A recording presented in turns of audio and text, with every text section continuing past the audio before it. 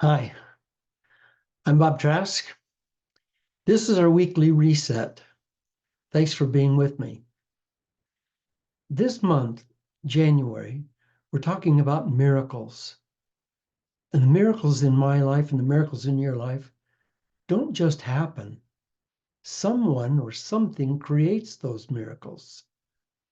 The truth is that with our consciousness, with our expanded consciousness, we are able to create miracles.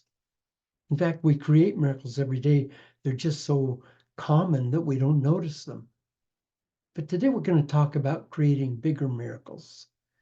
We're going to talk about that throughout the month of January, and I'm going to have 4 separate subjects on miracles that'll culminate with you being able to know that you can set a goal and make it come true. Let's start today with a brief meditation. If you wouldn't mind just closing your eyes and going inside for a minute, breathing in through your nose. And as that air comes in, will you please know that you're breathing the beloved presence of the universe?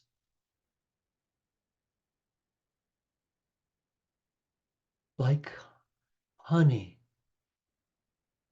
it flows into you and touches every cell of your body.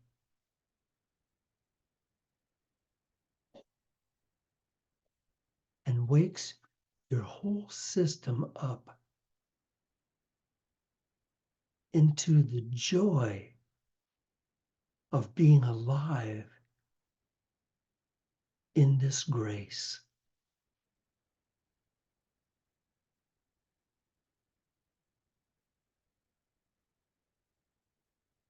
And that grace is blessing you. The great presence, the great intelligent energy that is forming your body,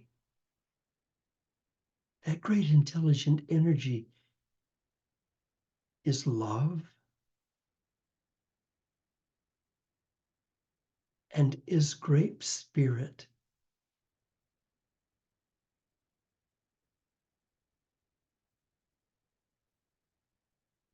And as you breathe in gently through your nose and allow that grace, the grace of the universe, to flow into you, it is blessing and relaxing you. It is also healing you, if that's your intention.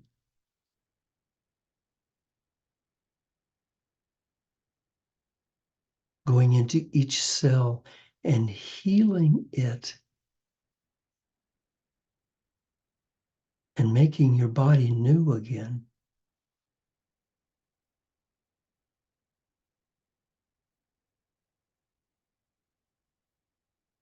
If that's your intention.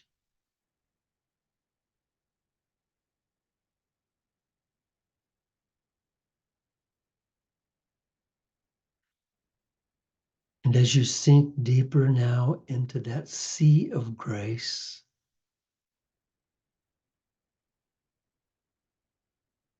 feeling yourself drifting deeper and deeper into love,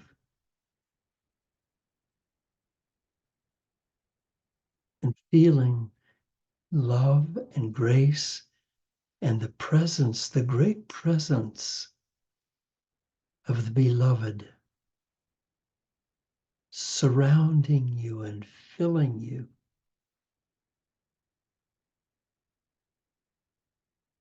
And loving you.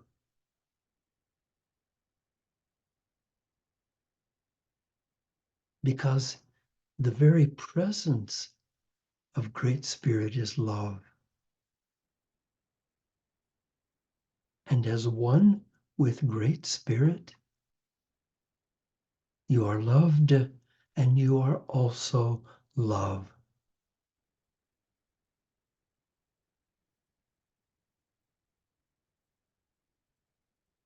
you're being blessed.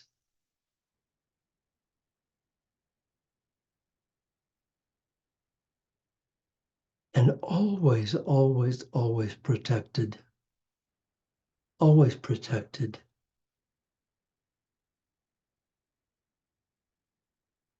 And because you're loved, so loved, and blessed, so blessed, and protected by the presence of the divine, you are set free. You are free to be you and to fly and to create the miracles of reality around you.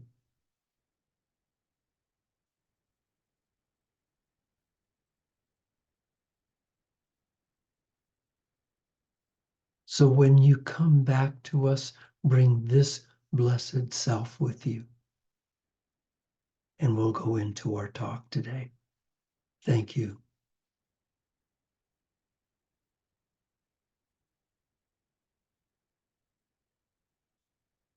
So each of the weeks of this month, we're going to talk about miracles, and we're going to talk about them in a different way each week so that they'll culminate in, in, in an awareness, a knowingness, a consciousness that you are indeed a miracle worker. And today we're going to talk about intention, how important intention is in working a miracle. So welcome to this new year. Welcome to this first month. Welcome to being alive in my life, and thank you. So let's talk about miracles. What is a miracle? Is it just some wild, unexpected thing that happens? Is it just something that defies logic? Is it an event that no one can truly understand? A wild, unexpected thing? Something that defies logic? Something no one can understand? And the answer is yes. Yes to all of those. It's a happening that most people don't expect. It's something that defies logic, and it's an event that's beyond simple understanding. And see, here's one of the obstacles to creating miracles is our need to understand. Because understanding goes on in the computer of your brain. And there's a reality around you that's greater than the computer that's your brain. There's a reality that's greater than that. But you can't get there through your intellect. And understanding is so overrated, so overrated. There are things that we need to understand. And there are things in the world that are not understandable. Not understandable. If you go to the beach in Hawaii or Southern California or someplace where the water is warm, and you walk out and the surf comes up and hits your feet, and you can feel the sand being pulled out from under your feet as you stand there. Can you understand that? Can you understand the feeling that you're having? Can you understand the experience? Oh, if you're a great writer or a great poet or a great painter, you might be able to put it down in words, or you might be able to put it on canvas, and then somebody could see it, and they could actually get that feeling that you were feeling. But it's not something that anyone understands. You can't understand the greater reality that surrounds us. It's not understandable. So we have to be very careful in creating miracles of getting caught up in the methodology and the intellectualism. Intention is one of the 4 personal strengths that we're going to talk about this month. And if we'd learned as children that that that intention and those magical parts of creating a miracle. If we'd learned that as children, then our lives might have changed and the world might have changed. But we have to be able to find the path. And then when we find the intention, the path just becomes one with us. Alan Cohen said, when your intention is clear, so is the way. And when we put our intention on something, when we become intent upon it, then that's when the first part of the miracle becomes. As creators, we reach into the situation as we envision it, we want it to be. Our being engaged in that situation allows a flow of creative energy that emanates from us and reaches into the object of our intention, changing it and creating it so that when we have an intention, and it's a clear intention, not just something we kind of like to get around to taking a look at making happen, but we have a clear intention and we stay focused on that intention. And we use our life force, we use our minds, we use our energy and focus it on that intention. So it isn't just something I got a book I want to read one of these days. That's not an intention. I mean, when we really put our focus and our mind on an intention, then what happens is that the object of our intention becomes real. And it's not real until we make that an object of our intention. And when we do that, it becomes something that we can envision, becomes our vision. And when we hold that vision and we're intent on that vision, then all the stuff between us and that vision begins to clear away, and this becomes the path of least resistance in all of your life, in all of the things that you could do. This becomes the path of least resistance. There's an electromagnetic energy that's flowing between you and that vision that's miraculous. And that's the path of creating miracles. Roger Delano Hinkins said, choose your intention carefully, then practice holding your consciousness to it so that it becomes the guiding light in your life. Roger Delano Hinkins. So that it becomes the guiding light in your life. And if you're wondering where your intention is focused at any time, like if you say, gee, I want to have an intention, but should I hold that intention all the time? How do I hold that intention all the time? Because I don't know exactly how to do that.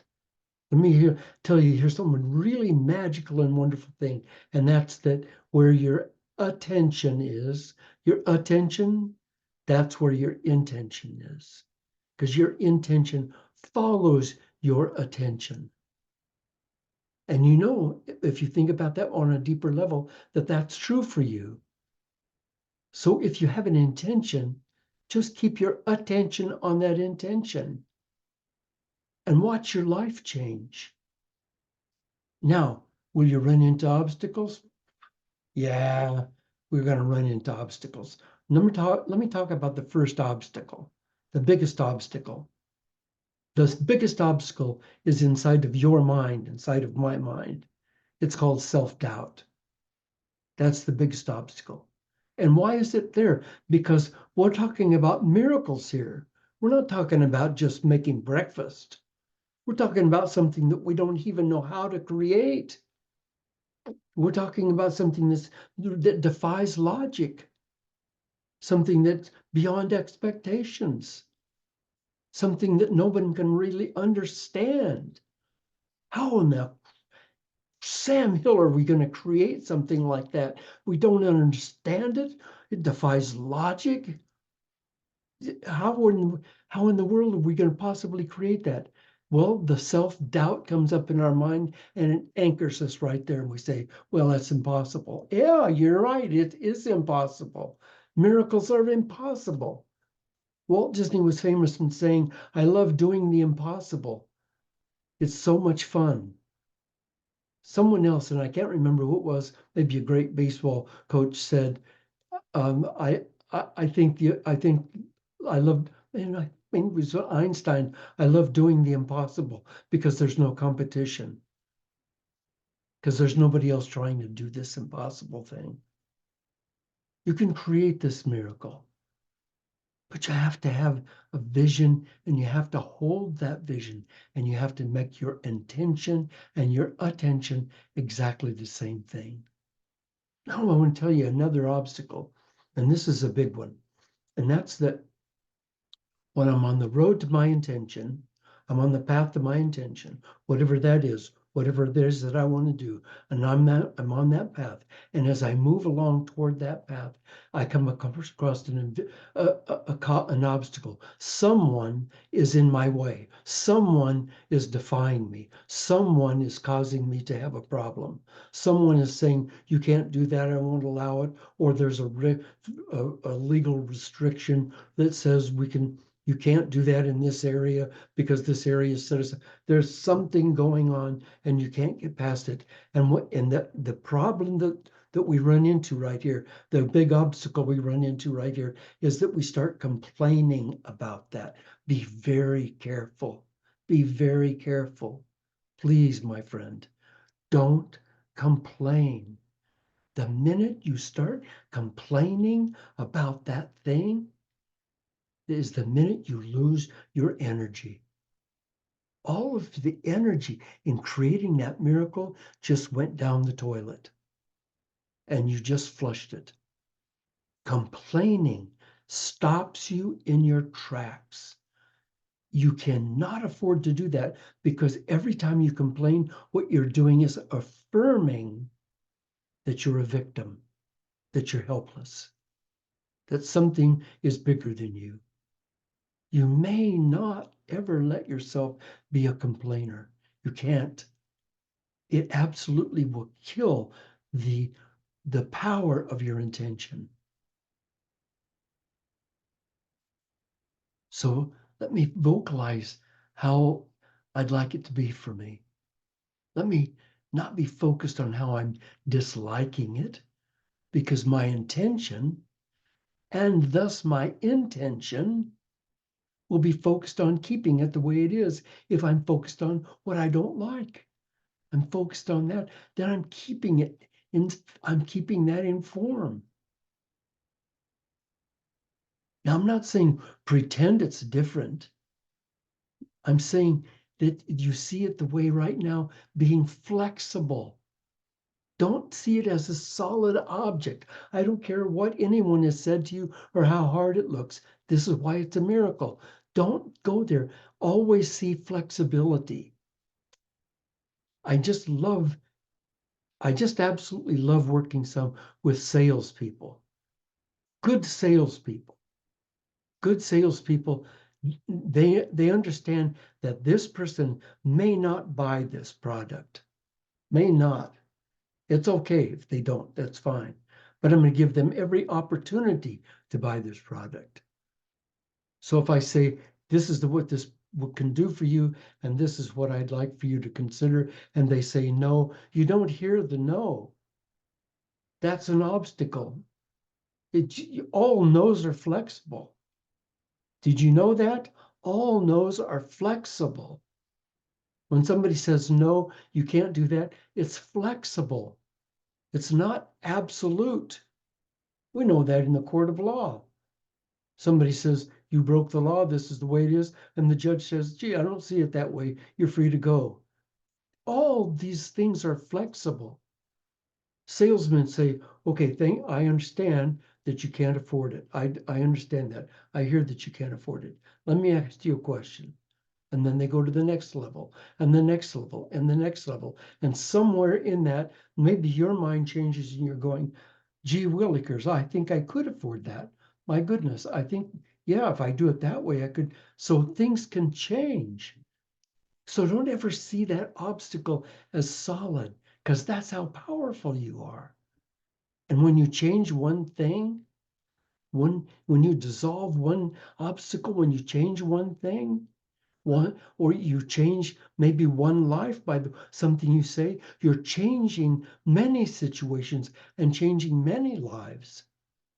When you dissolve those obstacles by seeing flexibility in them, you change the situation, and a lot of other situations that are downstream from that all change as well, because you just changed the reality. You just created a new what is.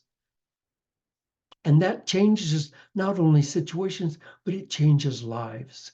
And here's the other thing. When you change the objectives and you change those things in your life, you change you. You change you. If you're willing to stop judging things negatively, then what happens is that you change inside of you. I said somewhere a few times around the world, and now I'm being quoted, which is delightful for me, but I don't quite remember saying it. But the people are saying, Bob Trask said, when I changed myself, I changed my world. When I changed myself, I changed my world. Zig Ziglar said, what you get by achieving your goal is not as important as what you become by achieving your goal. So here's what I'd like for us to do. I'd like for us to take just one part of our lives and place a new intention on it. To one part of our lives, relationships, health, finances, spirituality, creativity, whatever it is. Just one part of our life, and put an intention on it. I'm going to create this. I'm going to create this. Make it something that's not possible. Because if it's possible, it's not a miracle. Make it impossible. Something you don't think is easily going to be attainable. And we can't look at it and say it's intolerable or or impossible. If we look at it, then we hold that truth in place. With intention, we have to dissolve that attitude. So I say, what I want to do, I want to accomplish is this thing, but it just seems impossible. Okay, when I put my intention on it, I let my intention change it from impossible to flexible. It's possible. And we're going to change possible to probable to surety through over this month. But we have to hold our intention with perfect clarity and with the willingness to let it change not only the situation, but to change us as well.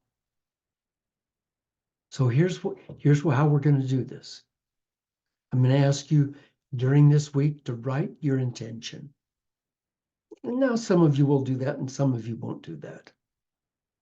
But if you will write your intention and write it 10 times, allowing it to morph each time into continually more simple form with more clarity each time, then what will happen is that you will get an exact and precise vision of what you want to accomplish.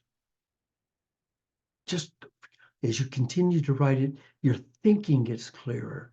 You become more focused. And so that intention becomes perfectly clear and perfectly precise and concise. And then write it down and put it in your own handwriting and put it where you'll see it multiple times each day. And each time you look at it, check into your feelings and say, am I fully still intent on this goal? Am I still fully intending to change myself as necessary for its accomplishment? And if you are, that intention will pull you along that path. Brian McGill said every journey begins with the first step of articulating the intention and then becoming the intention. Can I repeat that? Bryant McGill. Every journey begins with the first step of articulating the intention and then becoming the intention. I'm going to tell you, my friend, there is no thing anywhere in this universe that you cannot create. When you know yourself as a spiritually powerful giant in this life, you are the only one that was ever created. The universe holds you as a gem, as a jewel. The great spirit, the beloved, the great creative mind of all things holds you as a jewel, as a beloved individual. And from that individuality, you create things that no one else can ever create because you see through the filters of your mind and of your soul in a way no one else can. No one. So you can't let anyone say to you, well, I don't think you can do that. I don't think you should do that. Listen, this is not the way to do that. Don't listen to that. Don't listen to that. All of the greatest creators that ever lived, all of them were able to step beyond people's opinions. The Wright brothers created an airplane. No one could do that. No one would have believed that. No one would have ever believed that someone could create something and fly and fly. Are you kidding me? No one can fly. The Wright brothers did that. Now look what's going on in the world. We're flying to the moon, for crying out loud. We're flying to Mars because somebody believed in that. Somebody believed in the electric lights. And he failed 10,000 times. But each one of those failures was not a failure, and he said that. It was just another step toward creating what was ultimately to be, and he didn't give up. You have within you something that none of those other people ever had. You have a genius within you. And you can make that happen. You can bring that reality forward. And when you do, the lights turn on inside of your soul and your life changes. And you stop becoming someone with self-doubt. You stop ever becoming a victim. And you change your life as you begin to create. And if you have a partner, then make sure that your partner and you are working together. And I don't mean have the same vision or the same intention, though you may have the same vision. Your intention of the way of getting there will be individually and unique in many ways. But make sure that that person that's with you celebrates who you are and celebrates that you're on your path and supports you on that path. And make sure that you write these visions down now. Because an interesting truth is that 45% of the people who do not write their visions achieve them. Only 45% of them achieve their visions if they don't write them down, whereas more than 80% of those who write them do complete them. Now, the last step is I want you to consciously guide your thoughts and your actions every day to be in alignment with your intentions. Remember, where your attention is, your intention follows. So decide ahead of time what those actions will be and carry them out. Marshall B. Rosenberg said, also think about your intentionality. Are you getting lost in the method or coming from intentionality, the purpose? You don't want to let the mechanics get in the way of consciousness. So your consciousness will guide you. You don't need to think about a lot of different methods or ideas. Just let your consciousness guide you. As Joseph Campbell said, follow your bliss. Keep your intention and your attention together and keep your vision in sight and be relaxed about it. This is not hard. I can tell you, boy, I can tell you, if you make it hard, it's impossible. It can't be hard. You've got to breathe. You've got to make it easy. Just keep your intention and your attention on your vision and allow yourself to change as you move towards your goal. Or perhaps I should say, as your goal moves toward you. I hope this has been helpful. Stick with me next week, and then for the 2 weeks after that, as we go farther into miracle creating. By the end of this month, boy, you're going to be on fire with creating miracles. Meanwhile, if you'd like to get more on miracles, oh boy, I've got a good news for you. I'm teaching a class online on Zoom. And you can go to my website, bobtrask.com, and the information is all there. And you can figure out what their morning classes, and they're just going to be absolutely amazing, amazing classes from a great book. The name of the book is The Science of Creating Miracles by Dr. Larry Falwell. The Science of Creating Miracles.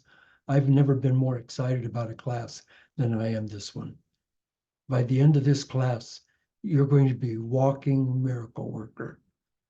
People are going to be following you like puppies. So thank you for being with me. And please do go to bobtrask.com and leave a donation, if you will, so I can continue to do these weekly resets. Meanwhile, if you'd like to stick around for a little while, we're going to have some conversation about what we're doing and about miracle working. And we'll spend about a half an hour just chatting with each other. I mean, if you have to go, if you've got to run, I understand. I'll see you next week. Meanwhile, know that you're loved.